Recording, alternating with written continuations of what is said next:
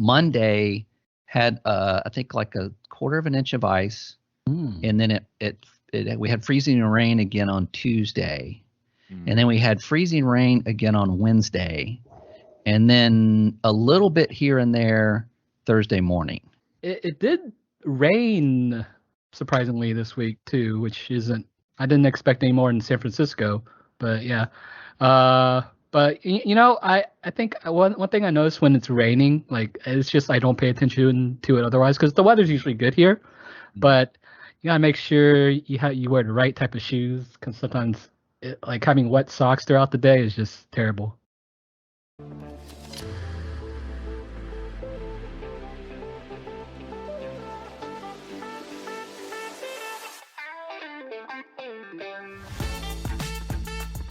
Greetings and welcome to the Supply Drop. Every Monday we supply you with a drop of the latest gaming news and happenings with low sodium options. My name is Nate. I'll be your host. I'm joined by two other hosts, the first being Scott. Scott, I have a question for you. Yeah, go ahead. Scott, what is your favorite menial task around the house, Menial task. There's so many menial tasks you do throughout your life, and most of them are boring and terrible, but do you have like one that's like, okay, I can kind of get behind this one? Yeah, actually, it's dusting. Are you serious? Yeah, it's kind of like kind of almost like a little. Yeah, it is a little therapeutic and like a game. It's something that you can instantly tell that it has been done for one, right? Okay. Yeah. So my wife walks in the room and goes, "Oh, did you dust?" And I'm like, "Hell yeah, I did." What's your favorite method for dusting? I've got a one of those. I forget what it's called. It's just like a microfiber, but it's like an anti-static microfiber cloth. And then I've got one of those things you put the thing on the end of the stick. Swiffer, I think is what it's called, or something. And do you wear the outfit? Yeah, I got an apron and everything. Yeah. Oh, nice. Yeah. How do you dust your computer? With air. Okay.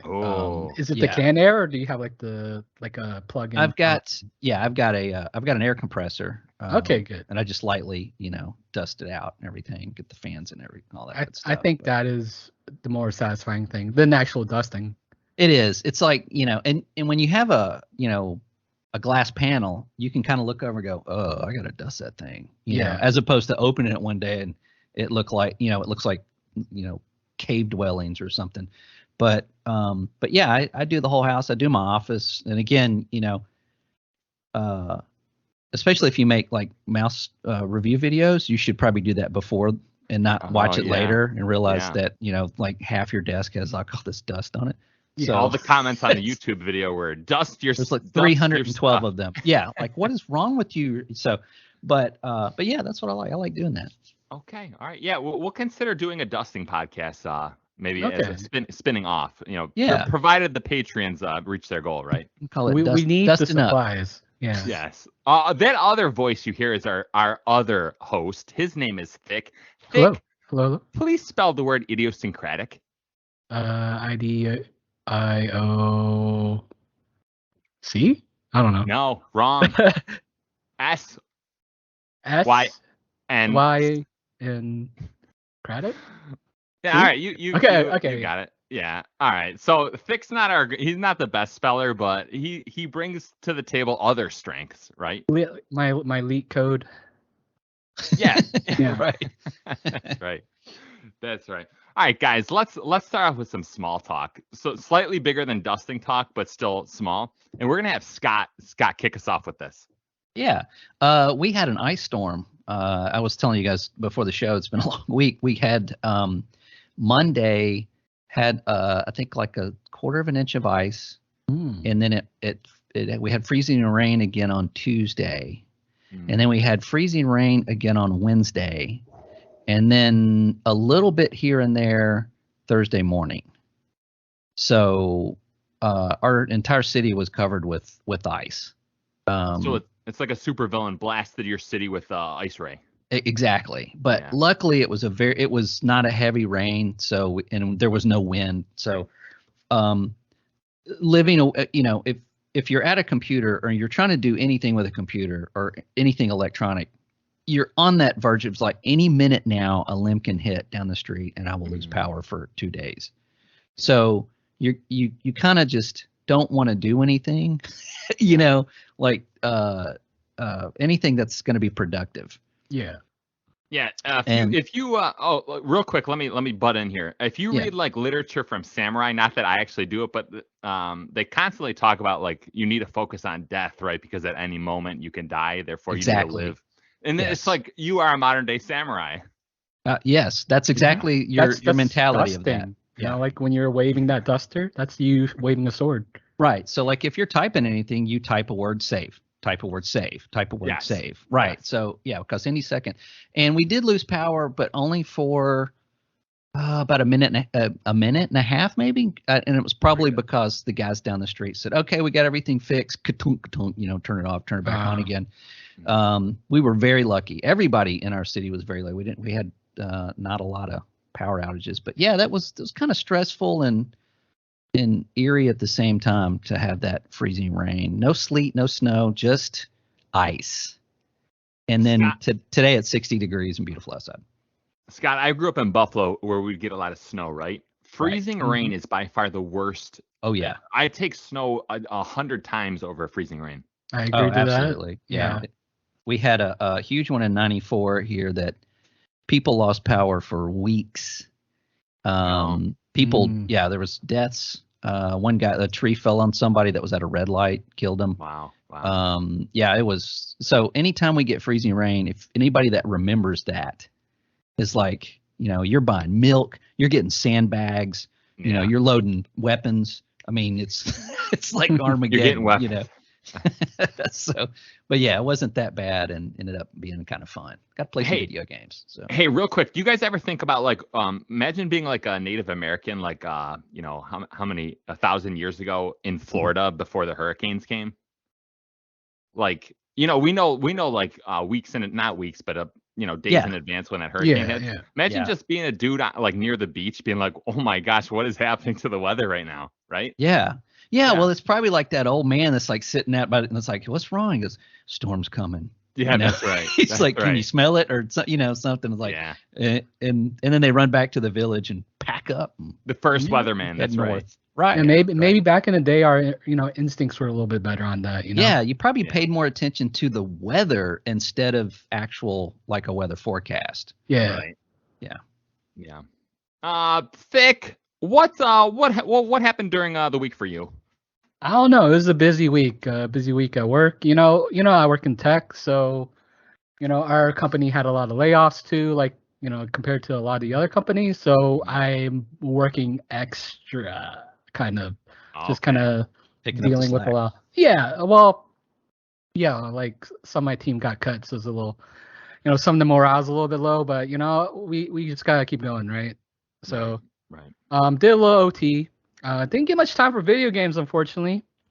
But that's okay. It did rain surprisingly this week too, which isn't. I didn't expect any more in San Francisco, but yeah. But I think one thing I noticed when it's raining, like it's just I don't pay attention to it otherwise because the weather's usually good here, but you gotta make sure you wear the right type of shoes because sometimes like having wet socks throughout the day is just terrible. Scott, is your blood pressure going up listening to him talk about regular rain? Yeah. Yeah, me too.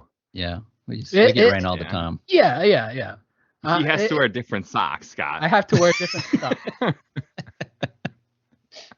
Well, it's more so the shoes, right? Because and he's walking to a train and walking from a train to work, and then walking from We just go out and get in our car and because there's no trains where I live. Right.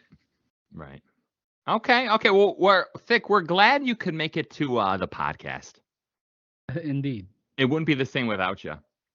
I try. What was it? I did play one game, and it's one of those games I revisit back like every. I feel like I revisit it once a year at least. Oh, I know what it is. Rocket League. Oh, it's Rocket League. Okay. Rocket League. Oh.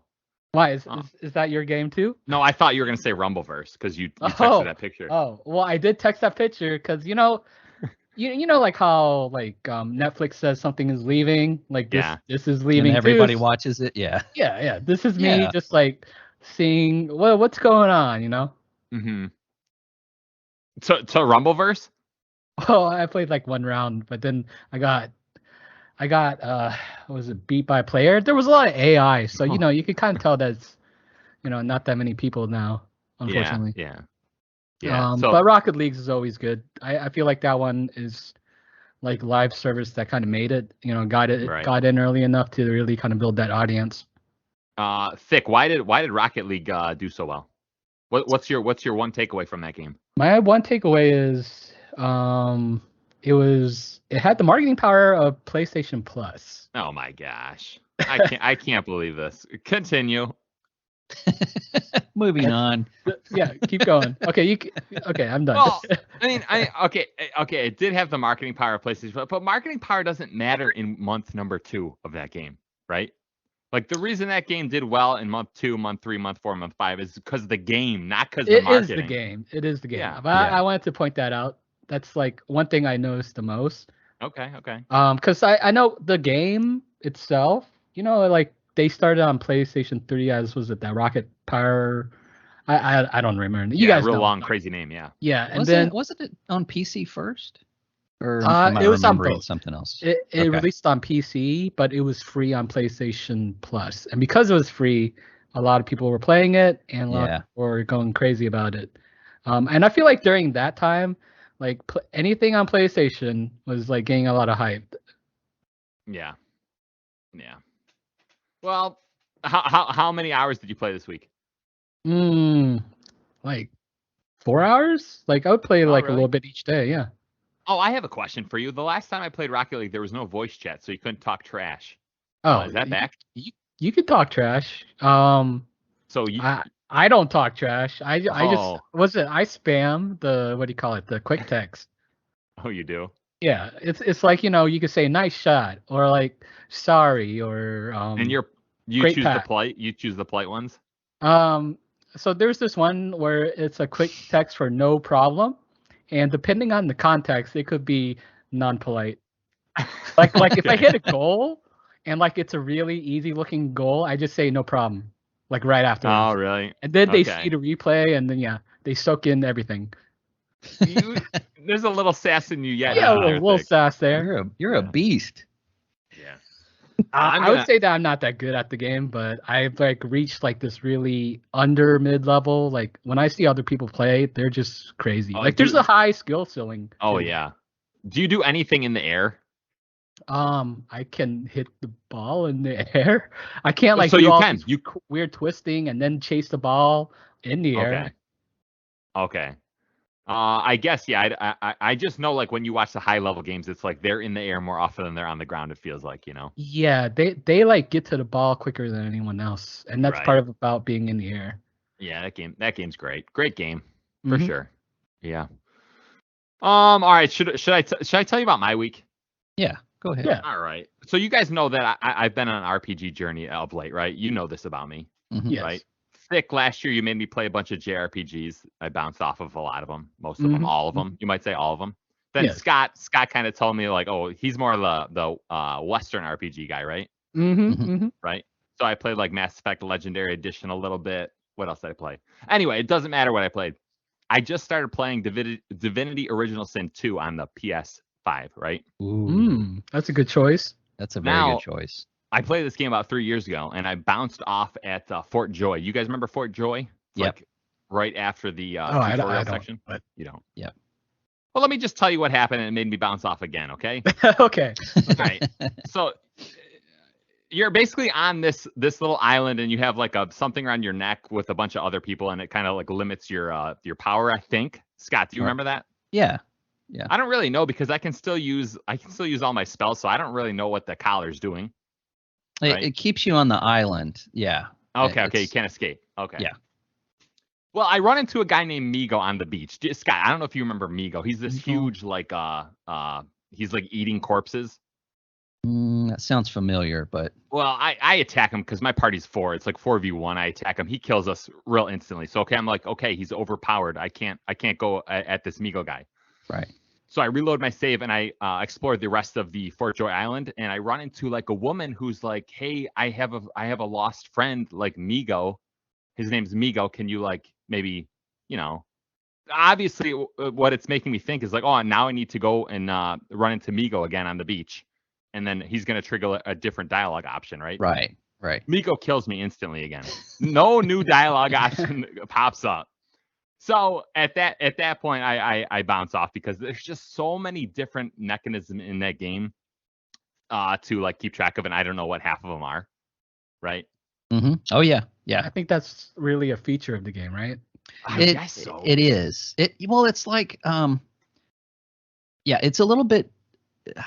I can't even really think of the proper word for it, but it's like if you're on a boat and you attack an enemy and then a lamp falls over and ignites something, right?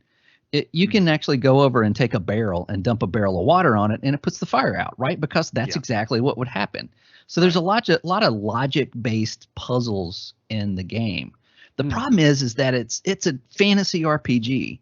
So for me, and I agree, I seem like I put 30 hours in that island and I just gave up because I'm like, really? When do I get off this island? Oh, interesting. Yeah, and it starts off great and it's a fantastic game.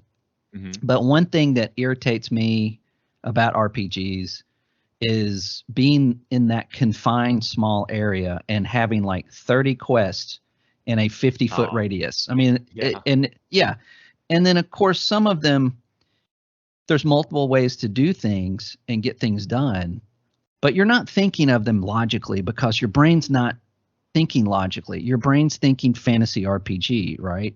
So for me, that's where it starts to fall apart. And maybe you're experiencing the same thing. I don't know. Like it would make more sense to do like A as opposed to C, but C is what you would normally do in an RPG. So that's where I don't know. I felt like it was a constant battle with, my own brain to try to, but it was, the graphics, the controls on console are fantastic. The story is fantastic. The characters, everything's great. It's just irritating. Let me say this though. That top-down view, I can't stand that top-down view. Really? There's like, a lot of RPGs like this. Yeah, I know. Well, I like Baldur's Gate 3 is coming out pretty soon. I think that's gonna be a pretty big one. But for some reason, like the idea of exploring from a top-down perspective, I can't get my head around it. Like I'd much prefer like a third person or even a first person. I'm trying to think. Did you play Dragon Age Inquisition? I didn't know. That actually has an option for both. Which is does it? Yeah. Oh. Actually, the first one on PC had that. It was like you could play that third person perspective in real time, or you could go to a top-down, more tactical, turn-based style. And I think they kind of brought that back with Inquisition, and it worked really well. Yeah, I forget 2. 2 was like almost all action, wasn't it? Yeah, it was really weird. It was, but again, 2 was like you're stuck in this village or town. Oh yeah, this kind of hub, right? Yeah, and the whole point of the game is to leave this town, and I don't know what it is, and that's just a me thing, but I don't like that. I think I like RPGs to be more I like the journey, some of it could be like just kind of in a way of padding, I feel like that's a little bit of padding. Yeah, and and of course in the instance of Dragon Age 2, they got that thing out really quick. So I think that probably helped. But yeah, Baldur's Gate 3 is not like that, or so far. I've gone to several different areas and seem to be able to move through it, in a more traditional RPG style. You haven't been frustrated in that game? No, other than bugs. I'm kind of apprehensive about. I'm getting into it, and they said that there may be another patch that comes out that wipes. Since it still is in, and I'm like, I don't think I want to put 30 hours into this and just to wipe. So I'm just going to wait till it comes out in full release and enjoy it like everybody else. When is the full release now? August. Is there a date? August, okay. Yeah. And it is good. I'm really enjoying it, but I don't have the time to put that much into something like that and then have to do it over unless I just want to. Right. But yeah, Nate, I know exactly what you're talking about, and it is irritating. Yeah. And real quick, we don't have to belabor this point, but so I got so sick of not understanding like every little mechanism on my screen. Like, what does that do? What does that do? What does that do? I started playing the Wipeout collection. Okay. You know Wipeout? Yeah. All it is you just race around a track. You don't, and I think there's like a boost. That's it. That's the 2 mechanics. Yeah. I guess there's a brake, right? There's a brake and a gas. So there's like 4 mechanics.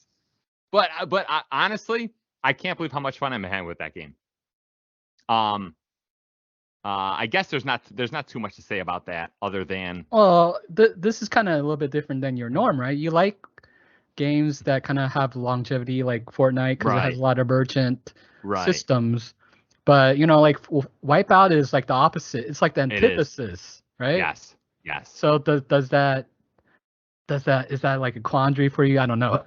Well, I guess no, I feel like I played a lot of it over the past, I want to say 2 weeks. I started playing it 2 weeks ago, and okay. I've played a lot, and I'm still enjoying it. And honestly, half my time I spend is I just race my ghost over and over and over. Right? Okay. So you like really learn the map like exceptionally well, and then you go in the full race, and then you feel like, oh my gosh, I'm like a master of this course. Have you played Gran Turismo 7 yet, or no? I haven't. My take on Gran Turismo, you played one, you played them all. That's my take.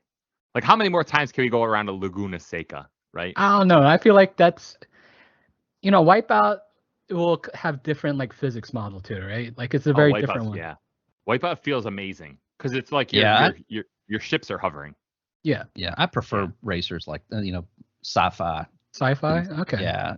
Racers as opposed to, but realistic. you're right. It's like it's like how many if you've driven that 94 Porsche, around that certain track, in 3, it's probably not that much different from 7. I don't know. I'm not a car enthusiast.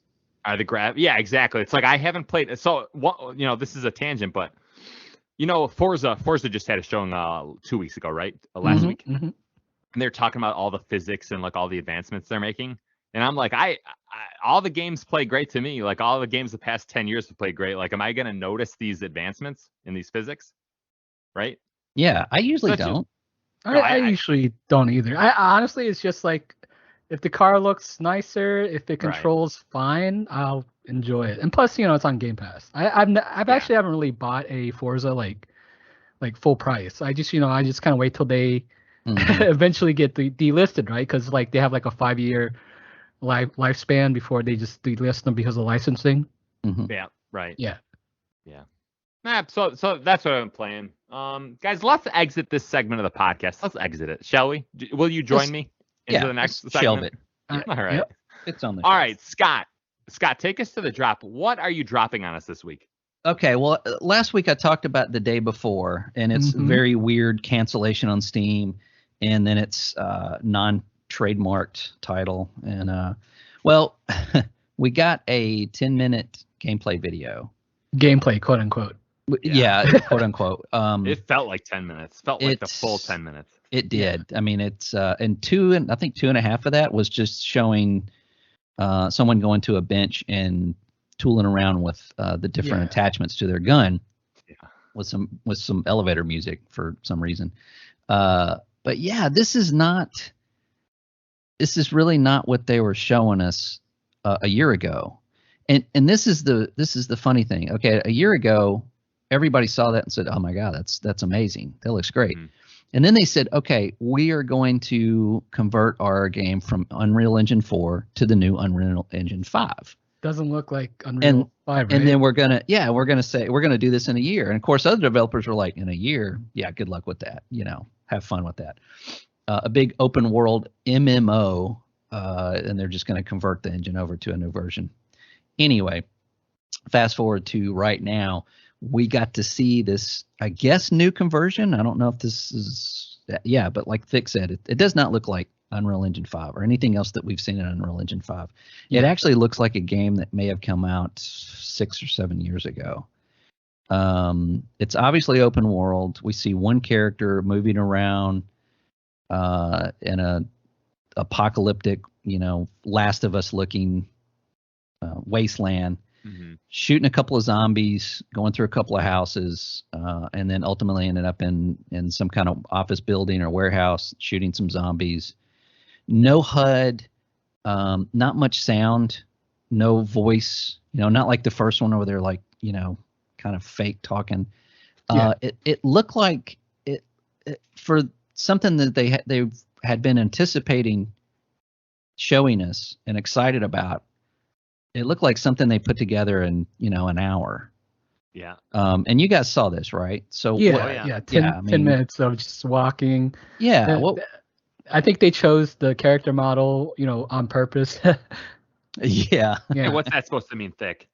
I don't know. It's maybe to draw your attention, draw somewhere certain people's else. opinion. Yeah, I agree. All right. Yeah. Scott, did you say it looked bad visually? Well, it didn't looks okay. It looks okay. It doesn't look like what they showed last year. No. Yeah, but it definitely does not look like Unreal 5 though. Okay, it doesn't look like Unreal 5. Yeah, it does not feel like it feels like I'm looking at The Last of Us remastered almost, but not as clean. Or not not as detailed. I don't think it looks as detailed as Last of Us, even though the box art and the actual the font they're using, it looks just like The Last of Us. But yeah, it looks. I don't want to say disappointing because I really didn't have any expectations. Yeah. And it looks interesting. I mean, if this was like a free-to-play game that's coming out later this year, I mean, it's zombies, it's some MMO. I mean, why not try it? But for something that was the highest wish-listed game on Steam, this is probably getting unwish list as we speak. Yeah. But, Nate, did you watch it? I watched it. To me, it just looked like the definition of a scam. Like, this game is never coming out. I don't think so. I think it is coming out. It's just gonna. You do think it is coming out? Yeah, it's just gonna probably. It's gonna be what we expect. I feel. Well, so it's gonna. It's funny because I'll watch what's that new Ubisoft like Tarkov like game coming out? The Division Heartlands. Yeah. I look at that and I'm like, I'd rather play the idea of the day before for some reason, right? No, yeah, I get that. I mean, that was what was appealing with that first trailer that kind of came out of nowhere. Yeah, it's like, hey, this looks like The Division, but it's not, and it's kind of like The Last of Us, but it's not. But it's with zombies, and it's an MMO, and you can play with your friends and play against other people, and I feel like it borrowed too much from like the font from Last of Us, the kind of style box art, the almost Division-like feel to it, and like I don't know, it just like it felt like it borrowed too much from them, almost like an asset flip. Let me ask you this question though. So when I see the Division Heartland and I see this, I feel like this looks better in terms just visually, right? And I'm like, we know, like, you might not like, no one likes Ubisoft right now, but we know 100+ people are working on that game, right? Mm-hmm. Yeah, and if it doesn't get canceled, it will definitely come out because it is a real game. Right, but it's like we don't know if anyone's working on this game, right? Yeah, it's so weird, and it just makes me think like I'm not holding my breath for this one, right? Okay, so you think it won't release at all? I would say it won't release at all. Okay. I'm gonna kind of say I'm gonna say the same thing. Although I guess if you are trying to scam people, at some point you have to ask for money, right? Yeah. Well, yeah. Well, I mean, they're probably getting investors, right? But nobody has reported that.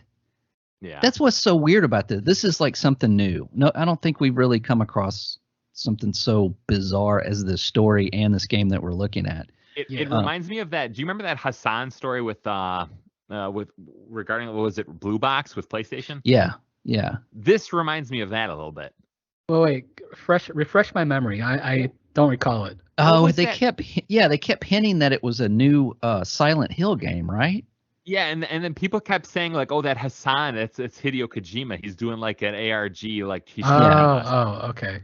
And then don't you remember like he did some interviews and it was just a real weird situation, you know? Yeah, and even the guy that the creator or whatever was saying, yeah, I kind of just did that for publicity to get people's attention. Right. And then they showed this insanely detailed forest. I think, and that was supposed to be gameplay, and that's all we've seen from it since.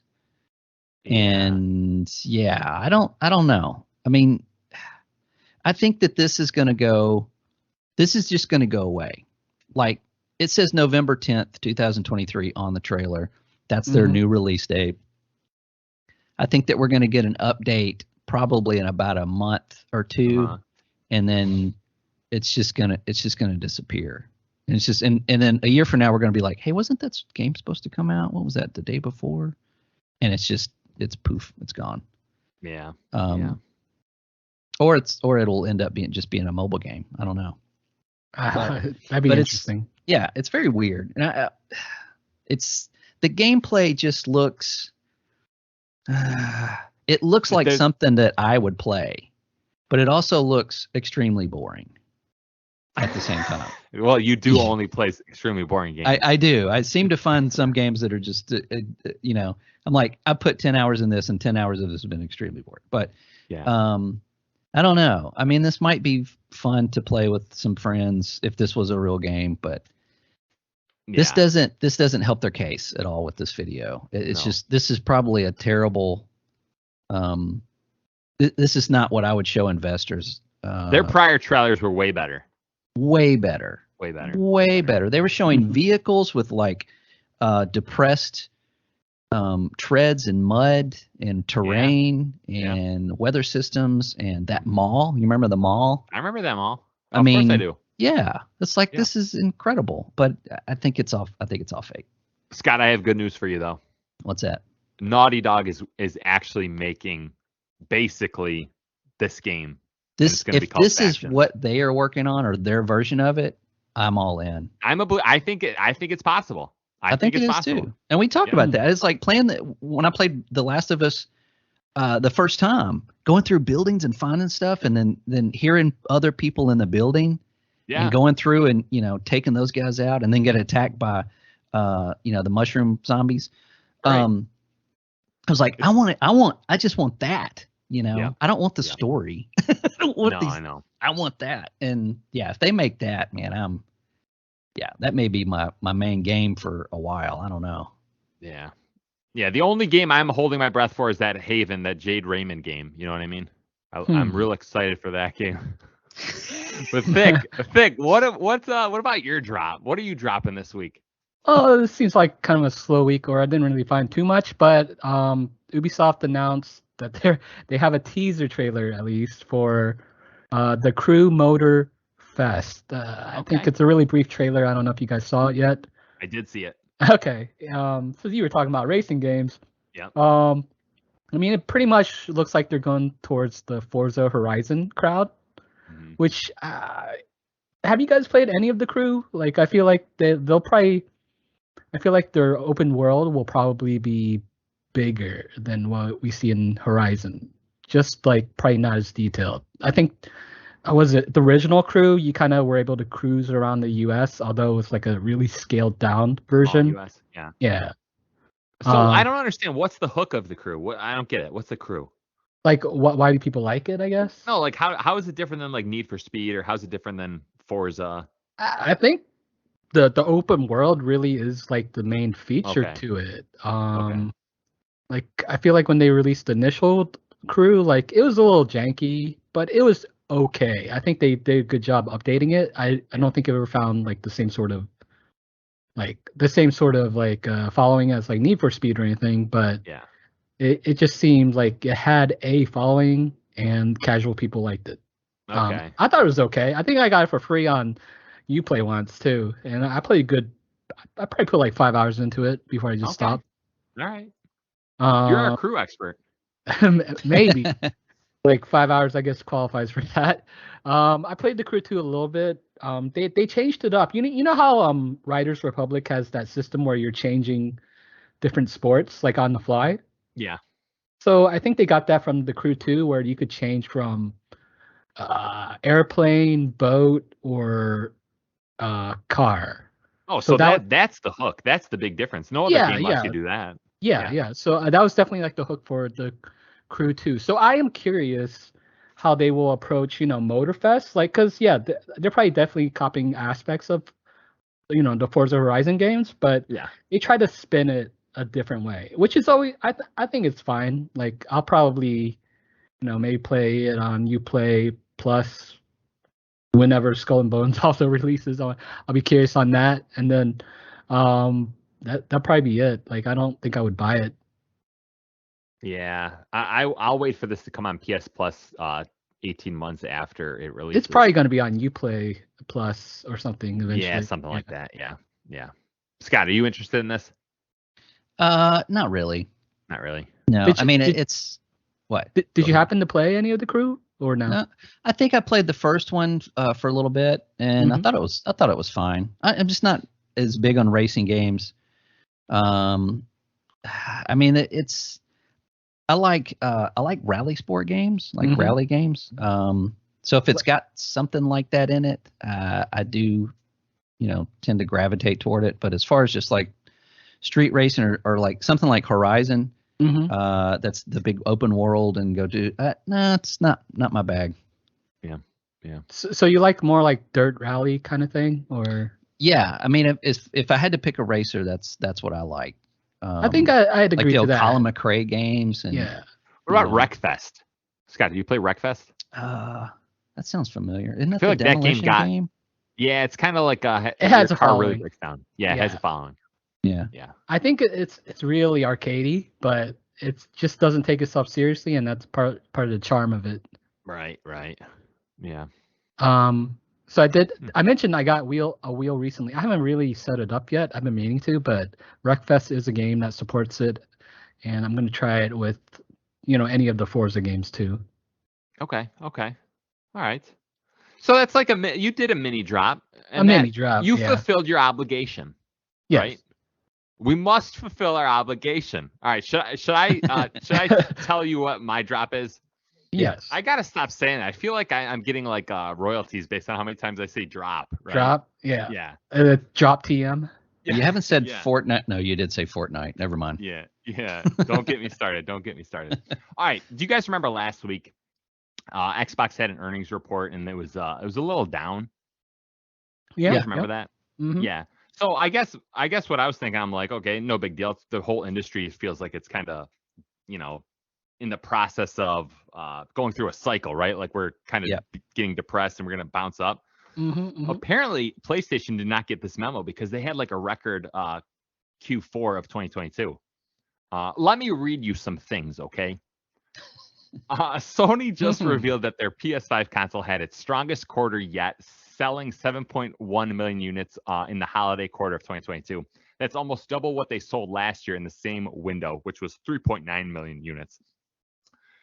They sold over 20 million first-party software in that time frame. The PS5 lifetime sales are over 32 million. After 9 quarters, the PS5 is PlayStation's second best-selling piece of hardware ever.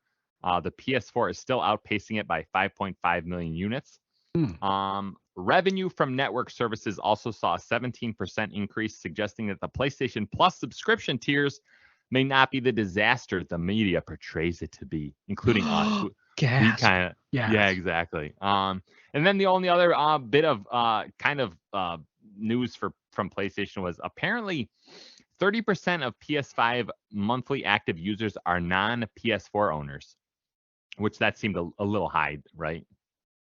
Yeah, I guess. I mean, unless you traded in your PS4 to get a PS5.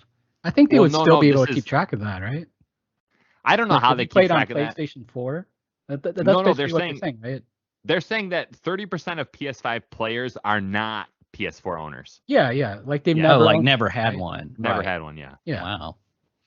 Yeah, they could just be making new PSN accounts. I don't know how they track that, right? I assume it's new PSN accounts or just new players. I mean, that's how it is with every generation. I feel like that's a good chance to swap your console or whatever of choice. Right. Let me see here. So here, I guess here's my question. I felt like the first 2 years of this quote unquote console war, I guess, was close well, I would say it was like, it wasn't even a race because it was just everyone was selling out. So it's like, it didn't, nothing mattered because if they were producing them, they were selling them, right? Yeah. This is the first time I think like, okay, the race officially got started, right? You can say that, yeah. Does it feel like that to you guys? Yeah, I think because of supply and demand. Yeah, yeah. And I guess I wonder if do you guys think the supply is down for Xbox, or do you think the demand is down? Because I still don't know if you can reliably go into a store and pick up a Series X. Have you guys seen it in stores? Because I haven't seen any I've either. I've seen X's and S's pretty much every time I go to Target. I'll see one or the other or both. Okay. I have never seen a PS5 in a store ever. All right. Not once. So it seems like maybe it's a little bit of both. Yeah. Obviously PlayStation is producing more consoles, but it still is the hotter console right now, right? I think that will generally be the case. I mean, just like this a gap I kind of expect. I expect a minimum of a 1/3 of a gap between sales. Like, like Xbox will sell 2/3 of what PlayStation sells. Oh, okay. No, I'm kind of with you. I kind of think that's what it should be, right? Not what it should be, what I would expect it to be now. Yeah, I think in 2 years' time, though, I don't expect that. I think the gap is going to close, or Xbox is going to surpass it. Do you agree with that? I can't see Xbox surpassing it. PlayStation brand is just too strong. Yeah, I don't think console sales is. I don't think that's what Xbox is trying to do.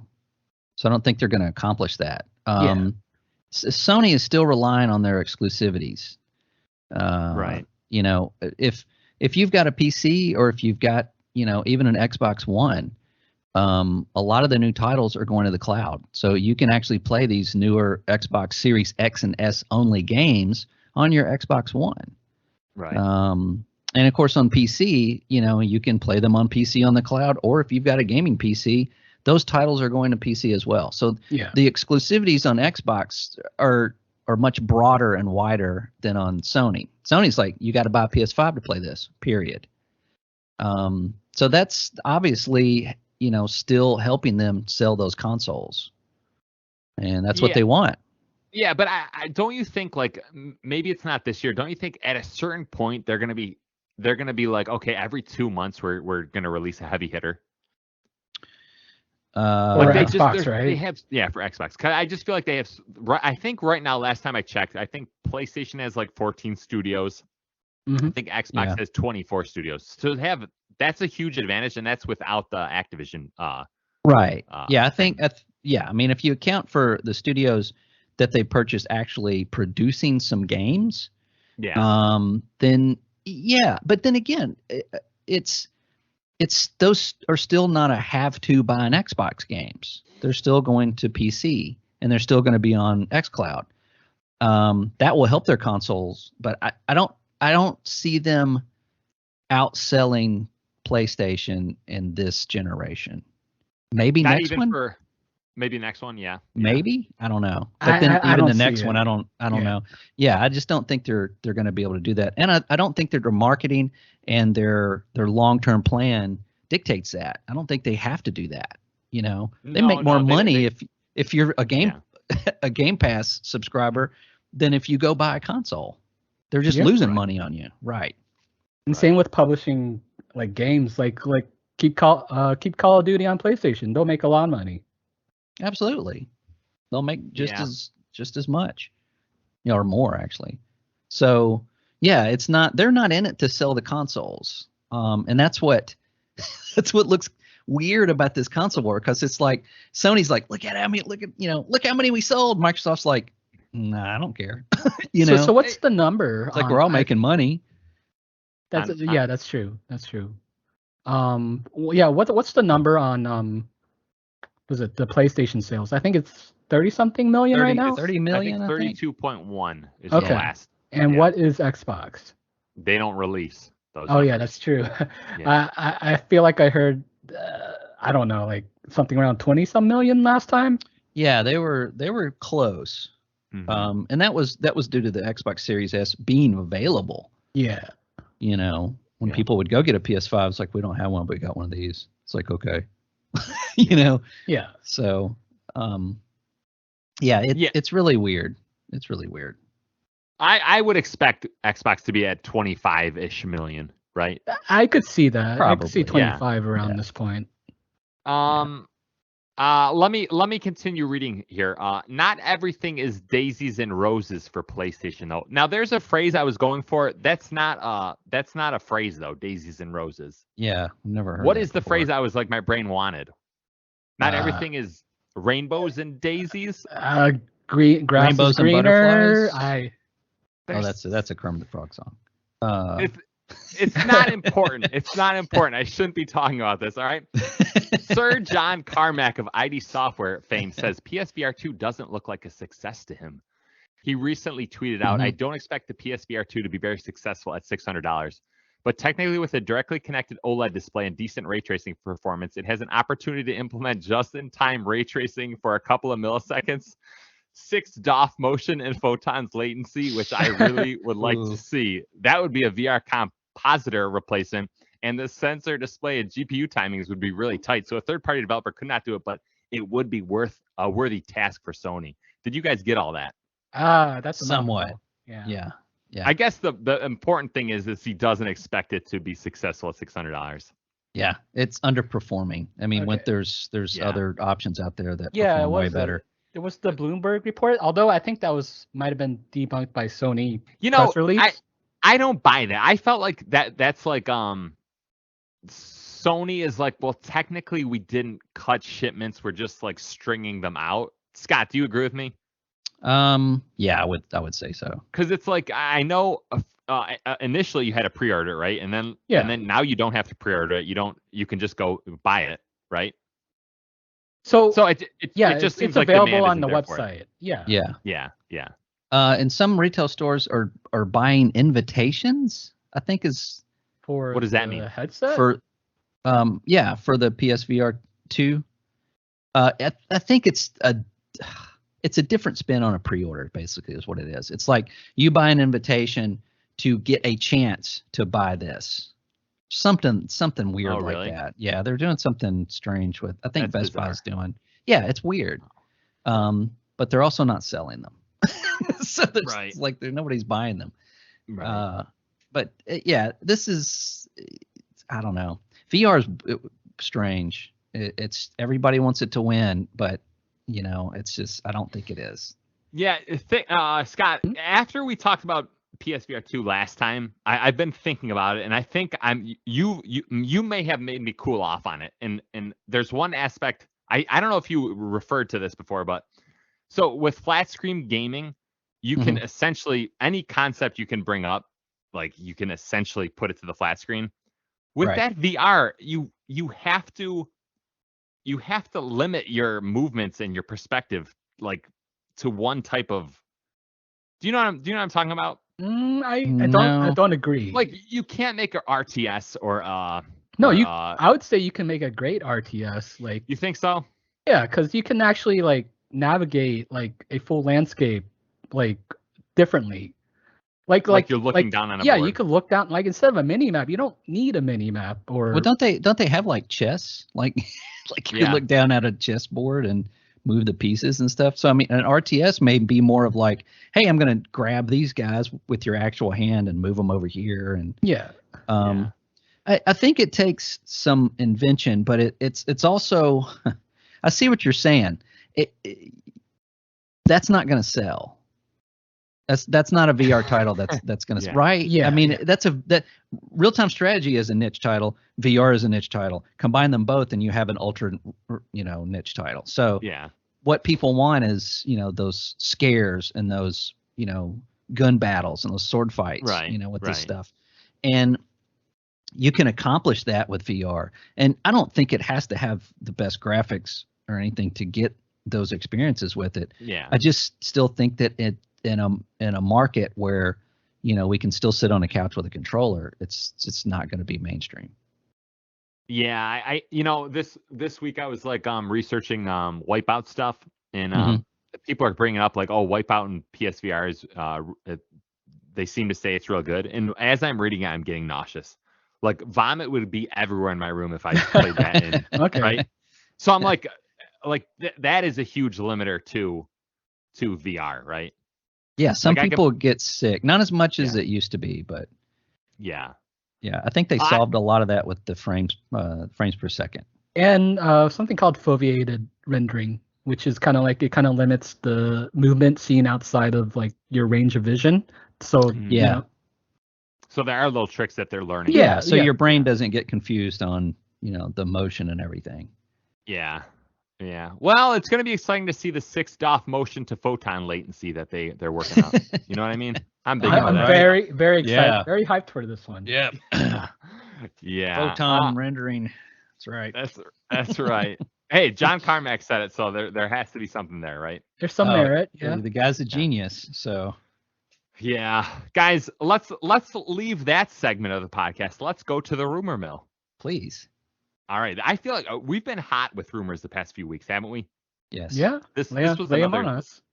Yes, this was another good week. Number one, according to Jeff Grubb, Insomniac's Wolverine is aiming for a hard R rating and is aiming for a fall 2024 release. It will apparently be wide linear. No, like Last of Us 2. Wide linear. That's one way to put it. That's a huge mistake in my opinion. Why? Okay, they have the Spider-Man engine, right? It's fully open world. Yeah. Right. I mean, why do I want to be Wolverine like running down a hallway all game?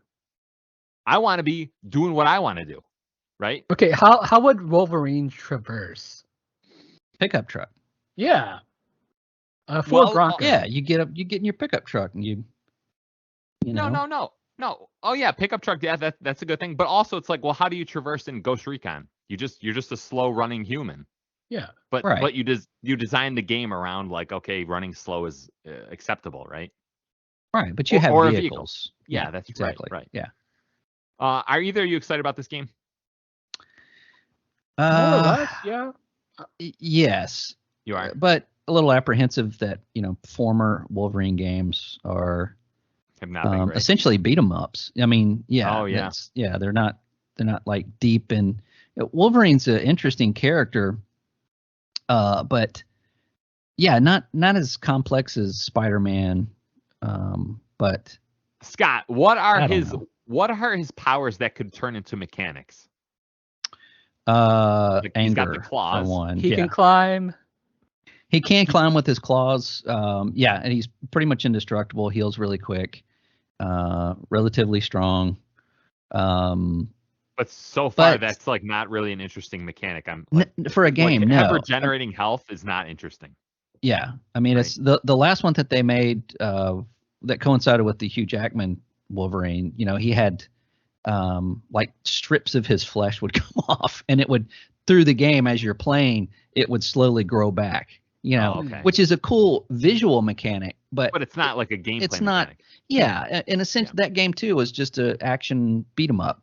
So if you take the Spider-Man formula that they've created and put it into a Wolverine game, yeah, it's just I don't know how you would do that, but I guess I can understand why it would be more of a linear experience, because it's obviously going to have characters and a story that maybe you go through that it may not be as action oriented as we think. Yeah. I don't know. I'm just throwing that out there because I don't know how they're going to tackle that. I think it'll be a very curated game. Yeah. Very cinematic, of course. Yeah. And especially they used The Last of Us. I feel like a cutscene. Yeah. Like a lot of cutscenes, a lot of story. So like the way The Last of Us, I haven't played it yet, but it's more like an open area, right? Kind of. The combat, it's kind of like you go into a semi-open area. Yeah. And then what? And then it's semi. Okay, thick. It's like picture a hallway, but then picture like it's twice as wide. So instead of like an 8-foot hallway, it's like 16 feet. Oh, okay. Oh, come on. I mean, there's bigger areas, but they're arenas, right? They're like, okay, this area that you're moving in right now is a puzzle, or it's a combat, and that's pretty much it. So you get a puzzle area or you get a combat area. Okay. And then you go to the next, and then you get a cutscene, and then another cutscene, and then you go to the next area, which is going to be either a puzzle area or a combat area. Am I wrong? Well, I just remember like there's a point where you go into a city, right? Mm-hmm. Right. And like you have to go into some buildings that are kind of far away, and you cannot choose to go left, right on certain roads. Like true. You're going exactly where they want you to go, right? Yeah, you're going through that doorway to that area. Yeah. And then you're not going past that until you find your way out of that area. Correct. Yeah. Yeah. So Last of Us, game sucks. Yeah. Oh, what? Get it out there. Okay. Last of Us 2, I agree. I just feel like there's just not enough people making podcasts that are saying they're not brave enough to say those words, right? Very brave. Well, you know, I watched, just to touch on, since you brought it up, I'm going to touch on this, and I haven't heard this yet, and I totally agree with it. But there was somebody on a Xbox podcast I listened to earlier that said they were talking about the Last of Us TV show, and she said these characters in this story lend way better to TV than it does a video game. And I think she's 100% right. If you take the gameplay out of The Last of Us, it's an incredible story. And you can totally watch it on a TV show and get the same effect and the same emotion and the same sense of these characters than if you played the game. And thinking that, I'm rethinking that. Yeah, I agree with you, Nate. Maybe that's not the best video game ever, right? Yeah, potentially. Maybe it's not. Yeah. It's one of the greatest video game stories. No, I'm not even saying that. I'm not saying that. Well, wait, that's like something Neil Druckmann said, right? The greatest video game story. No, I don't think it's the video. It's a good one, and it's well written. Not talking about the second one. We're just talking about the first one. But okay. Yeah, the second one was just horrible. Okay. But anyway, just taking that, as far as like a Wolverine game, they should be looking at the comics, just like they did Spider-Man, and not The Last of Us. And I'll leave it at that. Yeah. Okay. And then real quick, he would fight Sabretooth, right, in the game? Sabretooth I would think big. so. Okay. All right. Nemesis. Okay. Next rumor: Amazon has reportedly leased the rights to the Tomb Raider franchise for $600 million, according to website Fellowship of Fans. Yep. I'm not a big Tomb Raider guy. Does this interest you at all? I mean, it depends on what Amazon does, right? Right. Well, what if they make like an Uncharted game, but it's like got a girl in it? Oh yeah. Then I'd be interested. Yeah. Oh God. Okay, then that's right. Because that's what's gonna happen, right? Raider, but they make an Indiana Jones clone. Yeah. And there will be a TV show attached. Right. Okay. Right. I like that idea. I think a TV show would be way more interesting than making movies for Tomb Raider. There was a couple movies. Right? There was one recent reboot, wasn't there? Yeah, the one I forget her name, but the one, something Alicia like that. Vikander or something. Yeah. It was good. It was a good adaptation, I think. Okay. Not the best movie, but yeah, you can't, it's like Batman. You can't do the whole, you just can't keep doing it over and over. Crystal Dynamics is working on a new Tomb Raider game. Unfortunately, it sounds kind of like a live service game. It's No, are you serious? Yes, it is rumored to be open world and co-op. Oh my gosh, I love this. So I don't know. We'll have to wait and see that. But I'm pretty sure that Amazon. Wait a minute though. How much did they spend on this? $600 million. Okay. How much did Embracer buy Tomb Raider from Eidos? Or was it Eidos? Yeah. No, it wasn't Eidos. It was Square Enix. It was on the cheap. I know it was on the cheap. It was half that, I believe. Wow. I think more than half, wasn't it? Yeah, it was cheap. And then they turn around and sell it to Amazon for, wow, that's gotta hurt. So, yeah, Tomb Raider's getting tossed around. Crystal Dynamics, I absolutely love the reboot, and I keep wanting to say Shadow of the Tomb Raider, but it was the Rise. Thank you. Rise of the Tomb Raider is still my favorite Tomb Raider game. I think that game is fantastic. And if they make another one of those, that's what everybody wants. Another one of those. Yeah, just make another one of those. Yeah. All right, moving on. Rumor number 3: Xbox, PlayStation, and Nintendo apparently won't be at E3, according to IGN sources.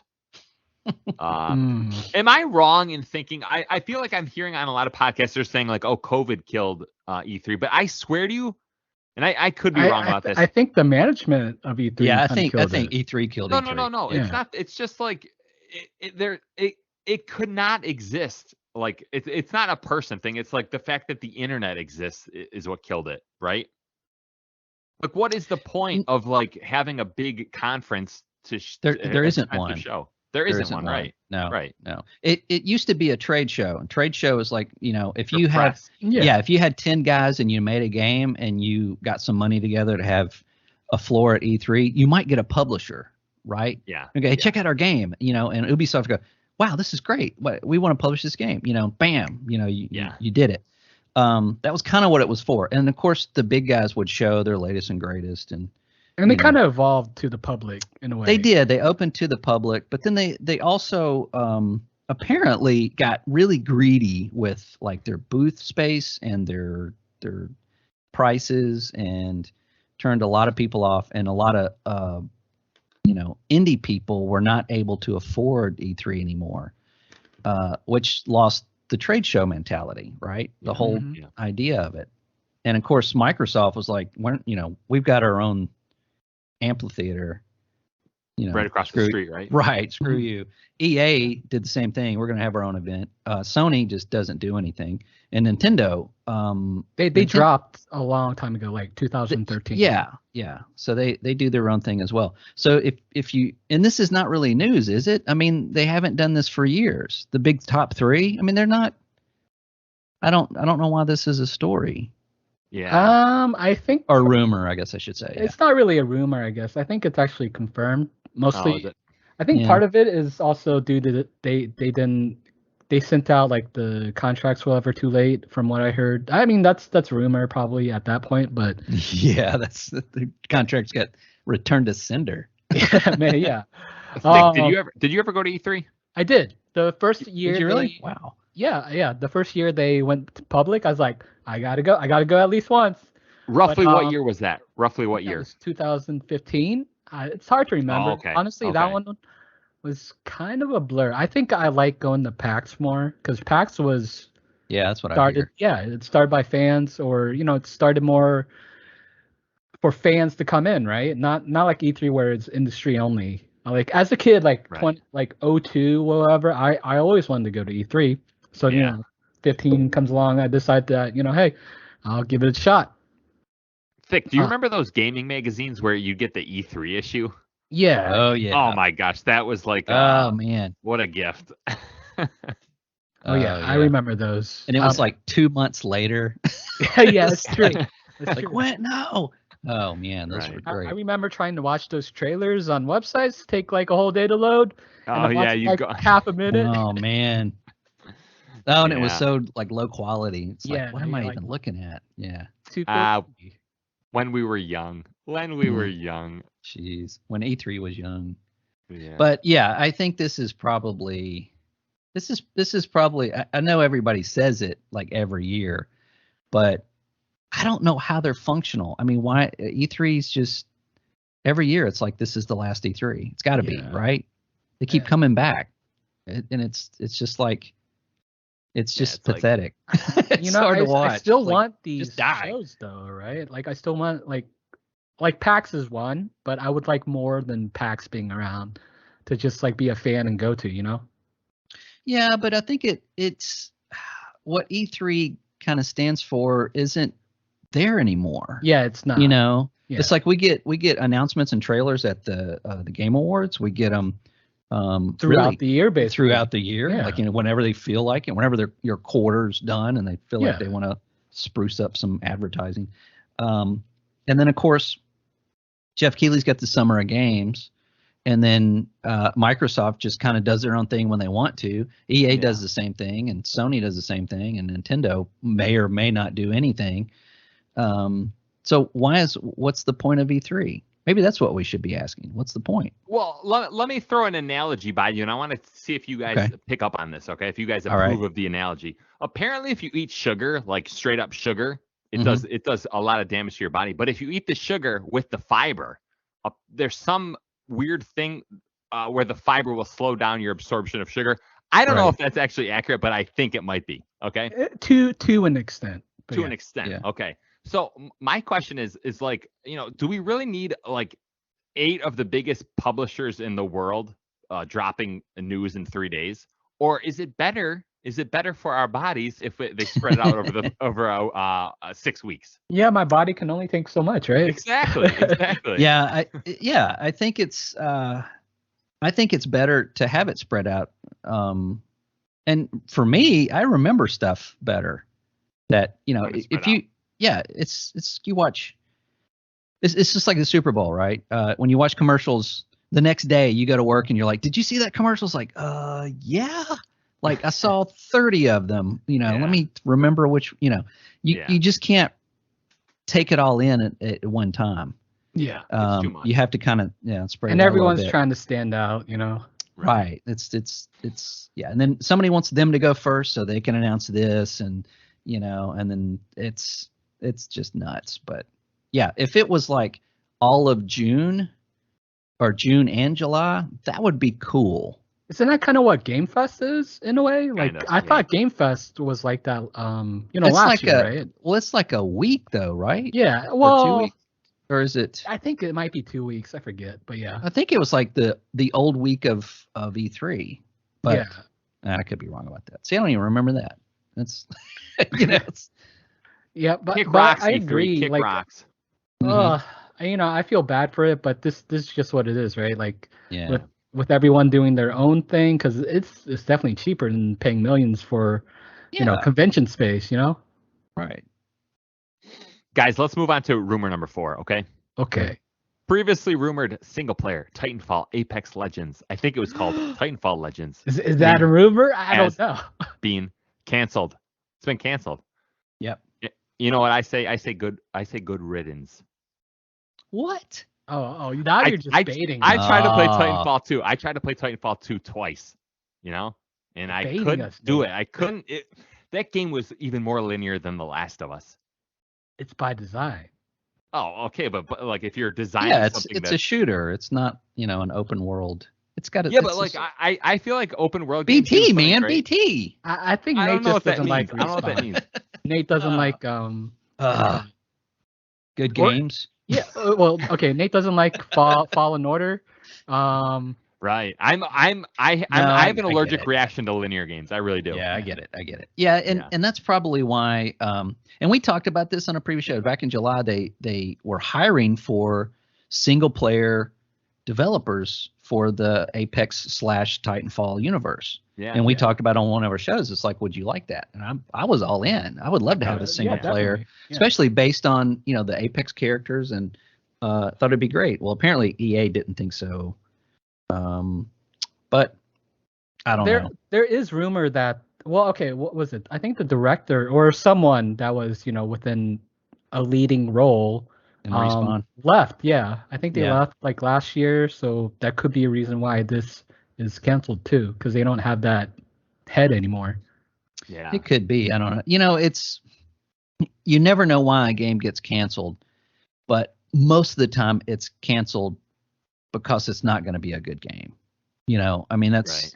EA, we kind of wonder, but it may just not have been coming together. And this isn't like they haven't been working on this for years. They've obviously only been working on it for maybe a year, and they kind of just maybe couldn't get it together.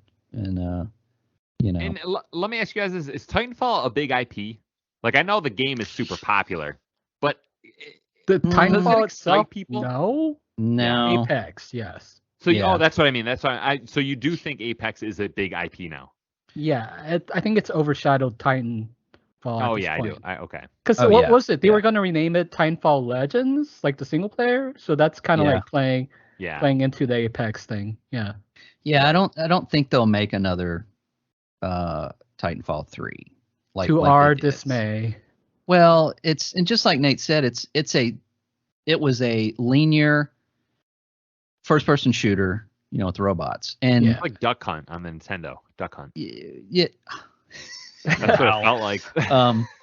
But when they made this game, they got the developers together and was basically like, write your your dream game down. Like what do you want in a dream game? And that's what they put in the games. That's why each level is completely different. Felt unique. Yeah. Exactly. I don't Maybe I know should if give you it another could do shot. that again. You could. You should. I think you because should get further absolutely. in the game. Yeah. There's some things in that game you'll go, I have never done this in a game before. All right. So you're saying like play it with my EpiPen and just stab myself every 5 minutes to get to the good point, right? With your inhaler too. Yeah. Okay. Yeah. But yeah, it's got a great ending, and it's got there's a couple of levels in there that again, it's like this is I have never nobody's done this even since then, and I think it's hard to replicate that. I don't think and that respawn is not the respawn of now. Yeah. Right. Just like Valve is not the same Valve that made Half-Life 2. I would say I feel like part of the reason Titanfall 2 does have the single player is because of the complaints from the first one, right? Yeah. There's no. They didn't get it. Yeah. Yeah. So this is them flexing because I fully believe Respawn as a studio as a whole is a very good studio, and this is just was it TF2 single player was them flexing. Mm-hmm. Yeah. Anyway, I guess Oh, go ahead, Scott. No, go ahead. You're fine. Well, I was gonna cut that thread, and I was gonna begin the new thread of 343 Industries will continue to make Halo. Will focus on multiplayer. Is losing more than 95 employees. Is shifting to Unreal Engine 5, according to Jason Schreier. Did you say that 343 is continuing to make Halo games? That's the news. That's the rumor. That's the rumor. I could just hear him like pull away from the mic. That's the worst news ever. Don't be so hard on him. Don't be so hard. I'm sorry. No, that's not good. I do wonder how much of that the mistakes on that game were the engine was like hard to work with. I guess we haven't really heard about that. A lot of people are making assumptions that it was difficult to work with. No, right? There's been some developers that left that said it was difficult for them. Really? And they have stated that because of the engine is the reason that they haven't released other gameplay modes. Really? Yeah, and of course the engine lead, the guy that helped design, he was let go. So so that they no longer have a slip space engine lead. Yeah, expert, yeah. Right. So that would lend us to believe that maybe they are, for the next title they're going to abandon it. Yeah, I feel like people underestimate Unreal. Oh, go ahead. Thick. I do feel like people underestimate how much the engine impacts like gaming, because it's like the foundation of it all. It is, but it's up to the developers to get the feel of a game. I mean, if you look at the Unreal Engine, a good grief, if anything like Jedi Fallen Order, okay, it's not a first-person shooter. Obviously, it's a third-person adventure game where you can climb on walls and lightsaber fight people. But at the same time, it's also the same engine as Unreal Tournament, which is a shooter. And many I'm drawing a complete blank on what uses Unreal. The Batman, there's a Batman game that uses Unreal Engine.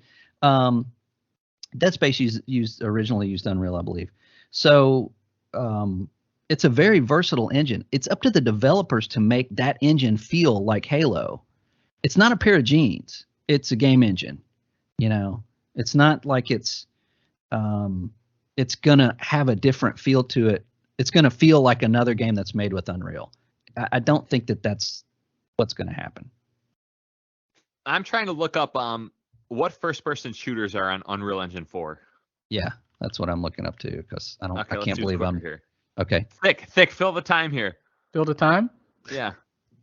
Rumbleverse. Boom. Oh my God! Octopath Traveler uses the Unreal Engine. Yeah, I know. Yeah. Okay. Yeah. I mean, well, that's about as far away as you can get from a shooter. Of course, Gears 4 and 5 use Unreal. Borderlands 3 uses Unreal. I mean, these are, Yeah, those games feel good. Sea of Thieves. The point is they're extremely versatile, right? Yeah. Yes, I agree with Unreal. I don't agree with Slip Space though. I think that's just like archaic at this point. Yeah, I think it's, and a lot of studios do this. I don't know why that's really such a big deal. I mean, some studios grow out of an engine, and it's probably what they should have done instead of creating a new one. They should have just licensed one to make, Halo Infinite. But do you guys want to know what's making me angry right now? Me? No. There was a moment in time where 343 leadership was deciding, okay, which engine should we choose, right? Yeah. And like there was a lot of money involved, a lot of high end decision. People are saying that. Yeah. And what they were probably doing is they're probably doing pros and cons of each. All I know right now is in games media, everyone's just like, oh, Slip's place was bad. It was like they should have did the other engine. Wouldn't it be interesting to know why these decision makers said no? Like, let's use Slip space. Oh, I can tell you why. Yeah, it's licensing fees. Yeah, they don't want to. Oh, they really? don't want to Okay. buy another engine, right? If you use your own engine, you don't have to pay anybody. Listen, Stadia doesn't use Windows to kind of mimic its games. It uses Linux. Oh, okay. Yeah, because of licensing. Yeah, it's all but about companies like dollars. money. Yeah, Okay. and it definitely costs people in the end. Like it's costing 343. It costs Stadia to an extent, right? Like all of this is just part of the bigger pie. Okay. Well, and even Bonnie Ross at the developers I forget the name of the developers. I'm drawing a lot of blanks tonight. Maybe I had a mini stroke and I don't know it. GDC, that's it. She was stating that the her development team was like, when they got rid of Halo 5, they were pretty much like, we're not making another game with this engine. You got to give us something new. We got to do something else because we have grown out of this. We can't do anything else with this engine because Halo 4 and 5 were essentially built off the Halo 3 engine. And that was built off the Halo CE engine. So you get to a certain point where you need to change your engine, Todd Howard, and and go with something that's going to grow with it. And at that point, that is the point when they should have said, okay, let's look at a different engine and go forth. No. Let's create our own engine. And then, go from there. And that again was a Bonnie Ross decision, and that was obviously not a good decision. I don't think there's anything wrong with Halo Infinite the way it looks and feels. It's great. But if you can't get the content out and you can't make, that next gen game with it, then what's the point? Yeah. Good point. All right, this is the last rumor, and I want a one-word response from each of you. Okay. The Dragon Age Dreadwolf gameplay leaked, about a 5-second clip. In one word, what's your reaction? Scott? I want it now. That's, if you say it quick enough, it is one word. Thick, what is your one word? EA. Ooh. What do you mean? What do you mean by EA? What does that even mean? That's not What does a that word. mean? I don't know. You said one word. I gave you one word. My word is snappy. It looks snappy. It does look snappy. I mean, it almost looks like Devil May Cry. Can I say three Type words? speed. Can I say Yeah, words? well, I'll allow I 3 guess, words. Go yeah, I ahead. did. Okay, 4 words. No, I'm not. Okay.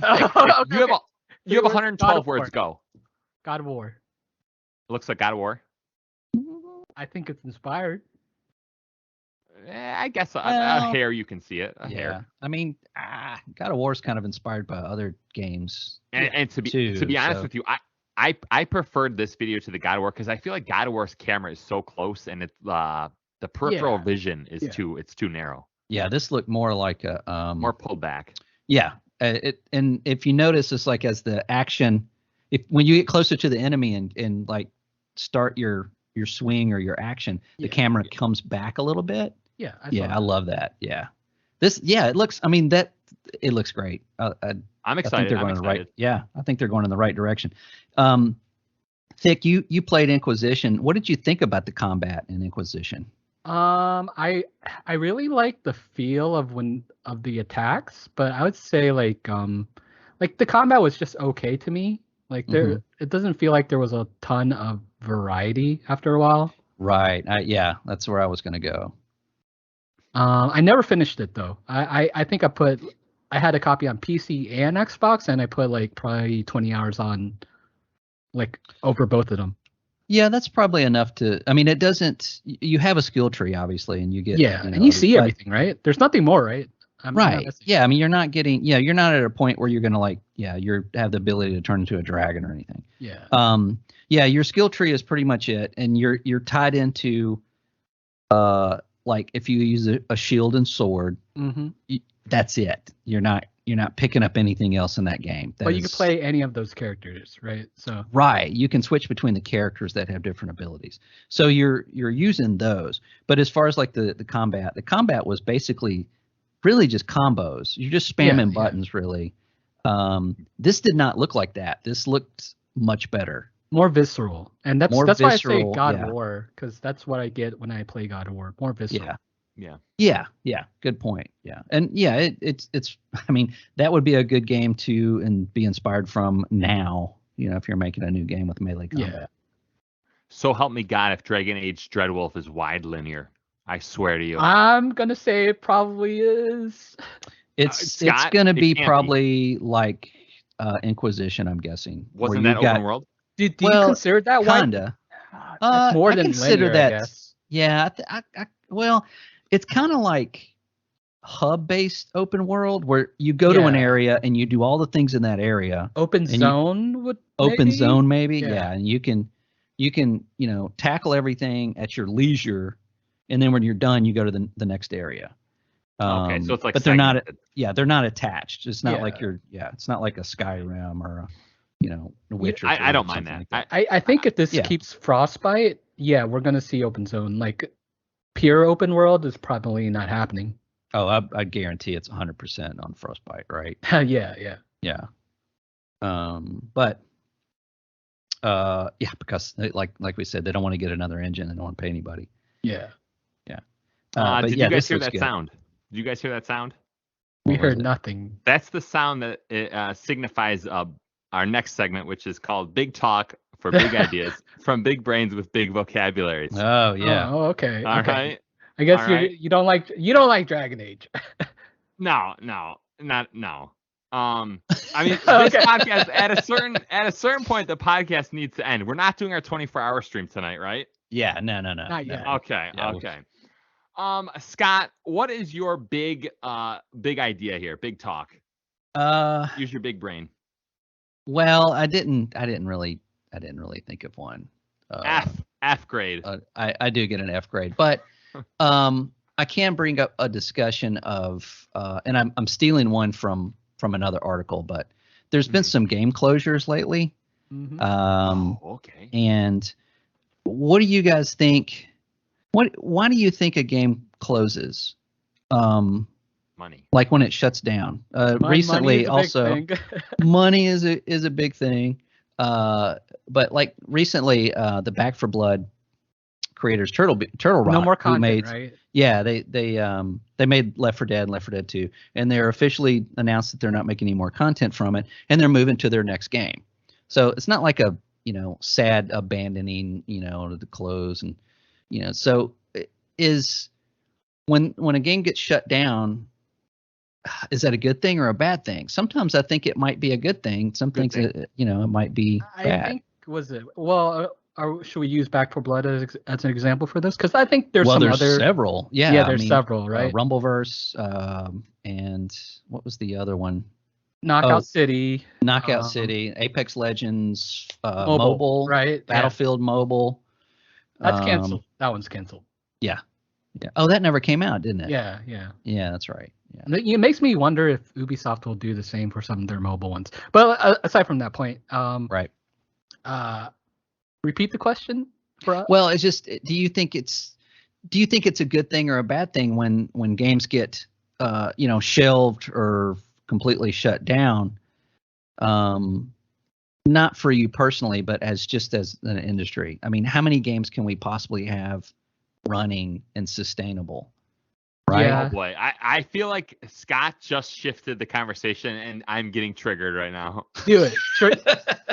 Pull the trigger. Well, that's what it's for. Okay, go ahead, Scott. So I'm gonna cut in line and kind of like I'm gonna attach to your concept, right? So this week I've heard 3 different podcasts talk about. Now I don't know if you were exactly going in this direction, but they're saying like the live service bubble is bursting. Are you kind of suggesting that? No, I don't think that. I just think that we've hit. I feel like I would say. Yeah, we're hitting a cap. We've got closures and we've got layoffs, and we're going. January 2023. Those are all kind of connected. In 2020, when everybody was kind of stuck at home, gaming just flew. I mean, it just reached levels of monetization that it had never done before. And people were hiring. It's like, oh my God, we're going to make new content. We're going to do this. We're going to do that. Work from home. So it was booming. They made a lot of money. Mm-hmm. That's over. Everybody's back to work. Gaming has kind of slid down again, back to it's just us now, right? I want to use words to attack Scott. Do it. All right, Scott. Yeah. So I heard this exact argument on, I think it was the Xbox 2 podcast with Jez Corden. Jez Corden is saying, like, during the pandemic, everyone is at home and they're playing these multiplayer games, right? Mm-hmm. And then he's saying, now that everyone's back at work, which is what you just said, it's over. It's over for you people, right? And now what I say is like, oh, let's, you have a hypothesis, then you got to look for data, right? Does the data support it? Steam charts continues breaking concurrent player records. Like every 4 months, it's like a new high for record on Steam. Now, Steam is nothing but like live service games as service games, right? It's because they can't get PS5s. Well, that may be true, but doesn't it kind of suggest like, okay, like that's not a plausible idea. Okay, to so say, like, well, I'm not saying that that's my idea. Right. Wait. What are those players playing on the Steam charts? It's like the same game that's been played for like true. a while, isn't it? That's true. Yeah. I mean, it's again, that's what's left. It's The Last of Us. Yeah. I mean, I have no data to back that up. I'm just throwing it out there as a discussion. This is what I think is going on. I just don't. I mean, that's why I want you guys to come into it. What do you think is going on? So the reason why I got triggered is because you said the word saturation. You said that we're at a saturation point, right? Yeah. And I'm like, okay, so Rumbleverse closed down and Knockout City closed down, and I'm like, now Thick, I'm so sorry you have to hear this, right? But you have I'm closing my ears. Close your ears. Scott, those two games were BAD. They're bad games. Okay. I heard that. I know how to spell that. So next time you have to leave the room. Okay. Right? Okay. But like those games they're just not games you play for more than 20 hours. So it's like, okay, you release it, it's okay for a month, and then it's like everyone just leaves to these like juggernaut games that are like have a depth to them. Like, okay, I want to play for, hundreds of hours, right? Right. So I guess I just hear it's like, oh, it's not about saturation point. It's like they're just not competitive in the market. It's like you brought a wet fish to like a fine restaurant, right? So It's not like people are full. It's like people are hungry for like fun experiences, right? Knockout City is not fun to play for 50 hours. Rumbleverse is not fun to play for 50 hours, right? Yeah. For 25 hours. Or for 25 hours. 25 hours. Wow. Some might say for 10 hours. Yeah. No, I get that.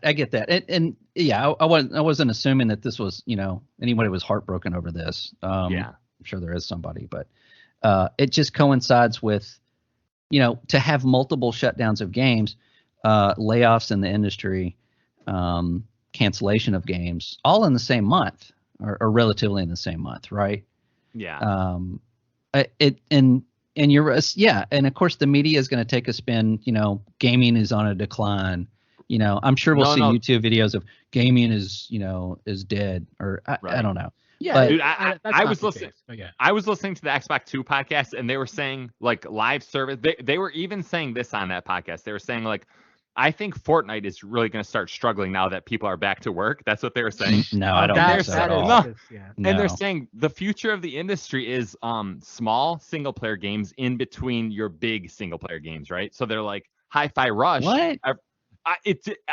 I blacked out when I heard it on the highway. I blacked out for 10 seconds. My car was on the grass when I finally came to. That's I don't agree with that at all. I could not. I didn't understand why they were saying words like that, right? Okay, yeah. But where are they getting that from?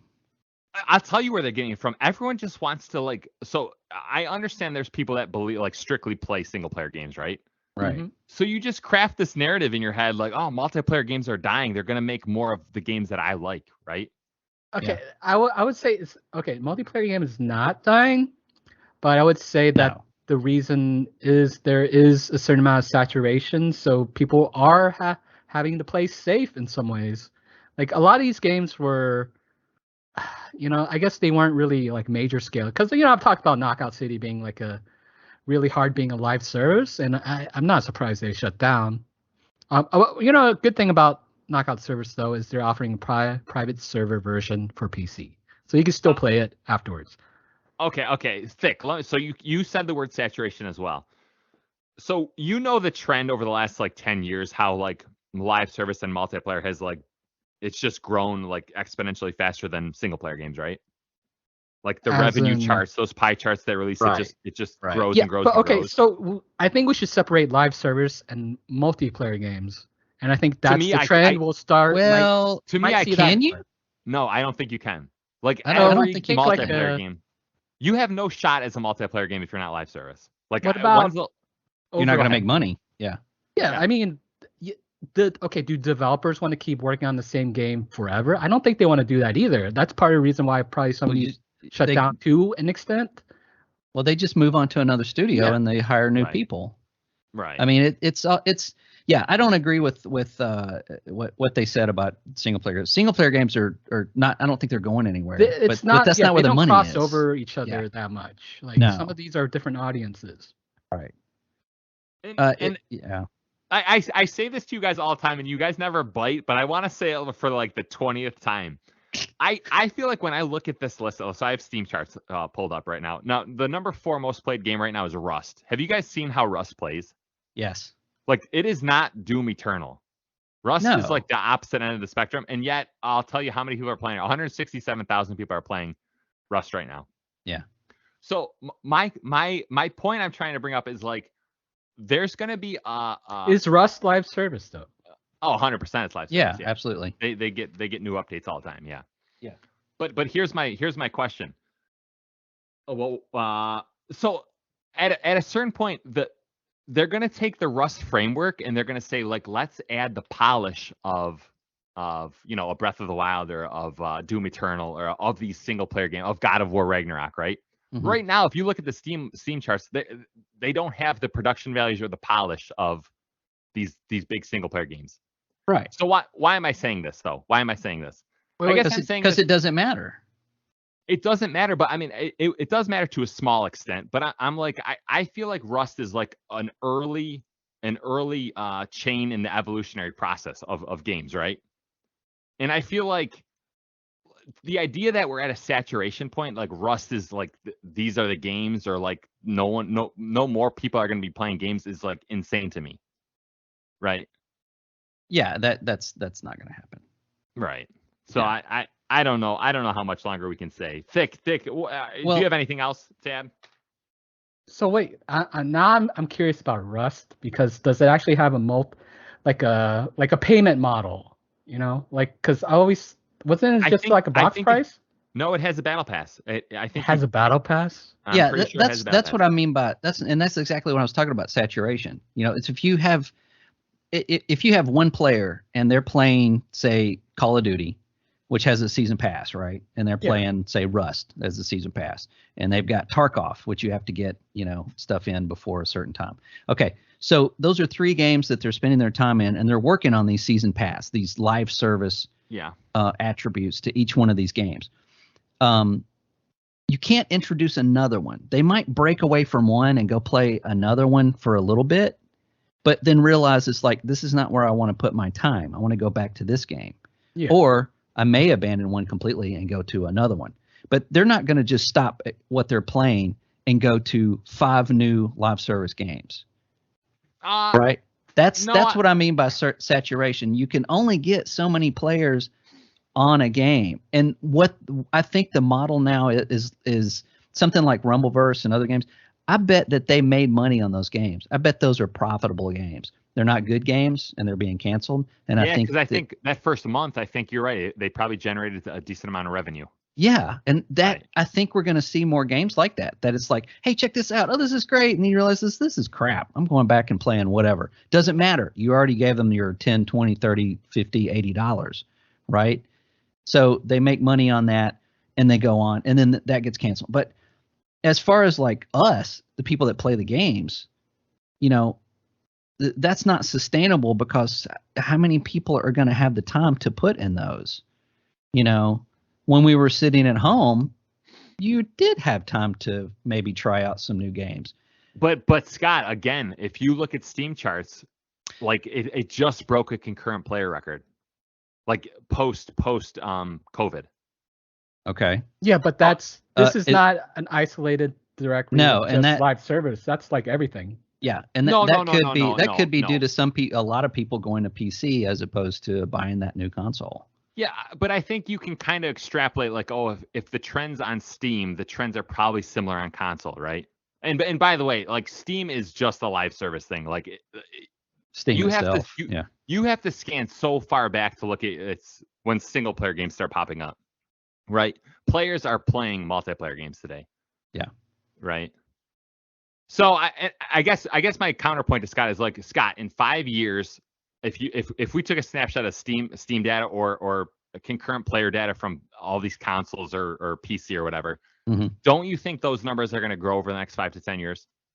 I think they would grow. I don't think that they're going to, we're not going to have that boom that we had in 2020, but they're going to maybe consistently go up. And I think you're going to see different numbers go in different areas. I think you're going to see those PC numbers go up. Those console numbers kind of stay around the same. Is probably going to like start eventually taking chunks from PC. Yeah, absolutely. Yeah. You're going to see more of these games that you're playing, like Apex Legends, for instance. Even though it's closing, I guess it just didn't work out. But that next big game that they put on the phone may be something that's like, hey, why do I have this console when I can play this on my phone? Boom. Yeah. It's gone. Real quick side tangent. Picture a multiplayer game where your character class, have I brought this up to you? Your character class is attached to your mode of input.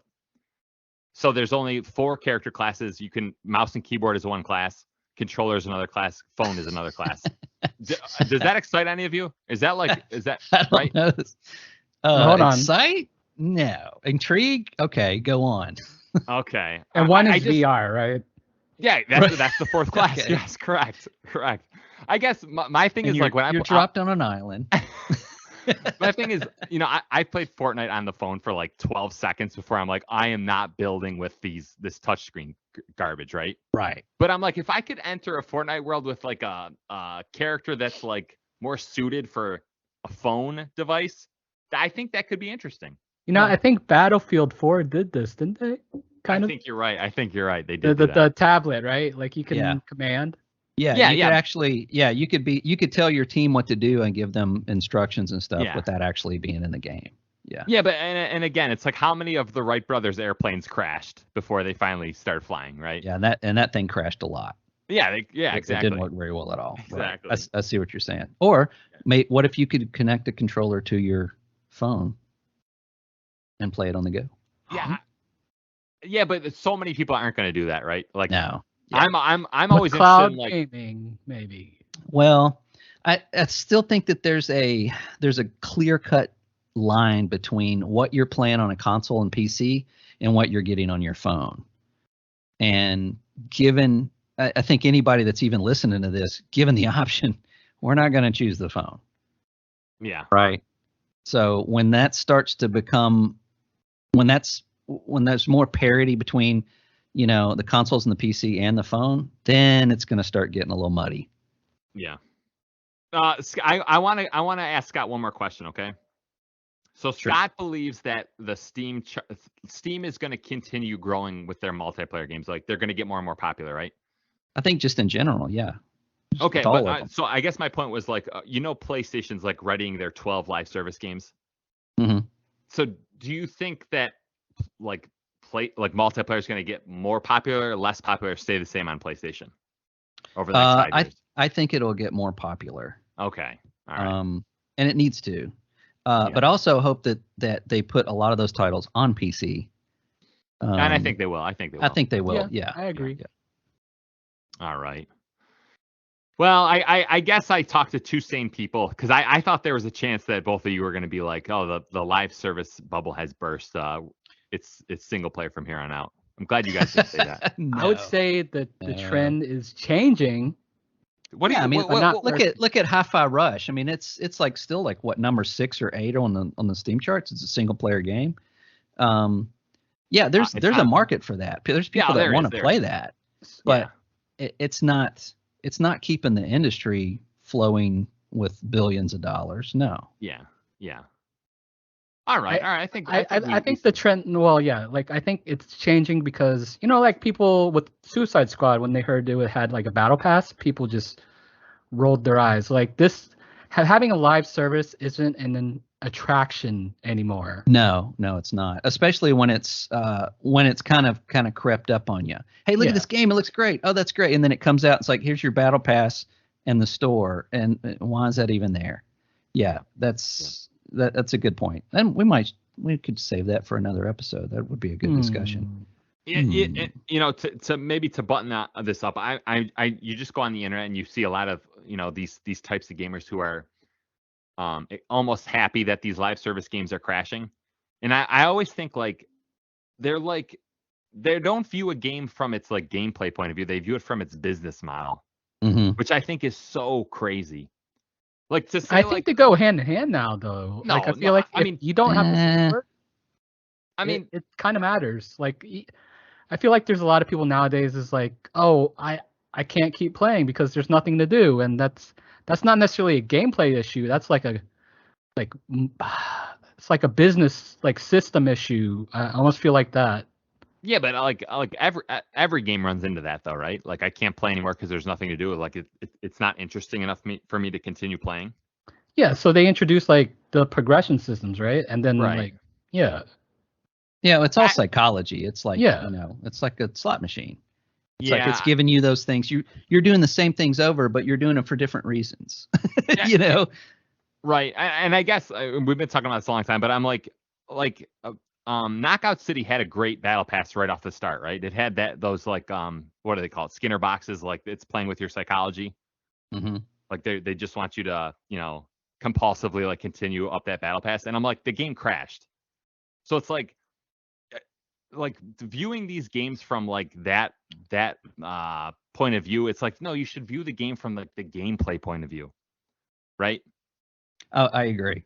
You know what I mean? I don't know. It's just weird how the internet's like, it's got to be hand in hand. Unfortunately, it's like, what's the gameplay like, and what's the store like, and what's the battle pass like? Those are conversations that even people that don't listen to podcasts or pick up a magazine or read a website. That's their conversations still.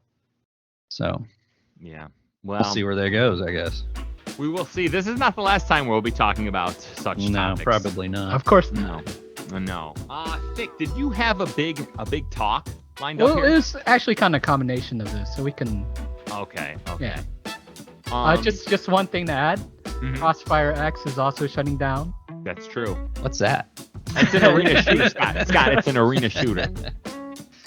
I'm familiar with it. Okay. Actually, wasn't it more like a Counter-Strike? Yeah. Okay, so kind of like a the version Call of Duty-ish. So it had respawns. Yeah. Okay, my definition of arena shooters is essentially you have respawns. Right? More or less. More or less. Okay. Yeah. All right. Well, this podcast is really starting to scratch the ground. It's really starting to come to a halt here. So I think we're at the part of the. Do we have anything else? Am I forgetting anything? What about your big talk? No, mine was essentially Jeff Grubb made some comment about the live service bubble, and so we combined it all into one big talk. Yeah, this is actual big talk. Sound like professionals. Yeah. This was our biggest talk, for sure. Very, very passionate talk. Yeah, well, that's what we do. Yeah. The Italians, or is it the French, are very passionate people? It's both. Both are very passionate. I like how other people aren't passionate, but whatever. That's for a different time, right? I got a question. Thick, how would someone find this podcast? Like, how would they contact us? Well, they could come to our YouTube page. Yeah, well, how do you do that? What's that called? It is called The Supply Drop Podcast. You can go to @Nate The Supply Drop Podcast to check it out. Yeah, that's right. And then what if you didn't have YouTube, Scott? How else could you reach us? You can use the email, which is the supplydroppodcast@gmail.com. This is awesome. I don't know why we're laughing. I tell you guys every week I'm gonna write up a little script so it goes smoother, but I kind of like the awkwardness, right? Yeah. I was trying to be really slick with it, and it came out just extremely it's awkward. hard. Talking is hard. Talking is hard. It is. This is people are like, oh, I could do a podcast. It's not that easy. That's true. That's true. All right. Well, unless we have anything else to add, I think we gotta say goodbye, and I guess we'll see everyone 1 week from today, on Monday. Yep. Yep. Yeah. Goodbye, everybody. All right. Adios. Goodbye. Thanks for listening.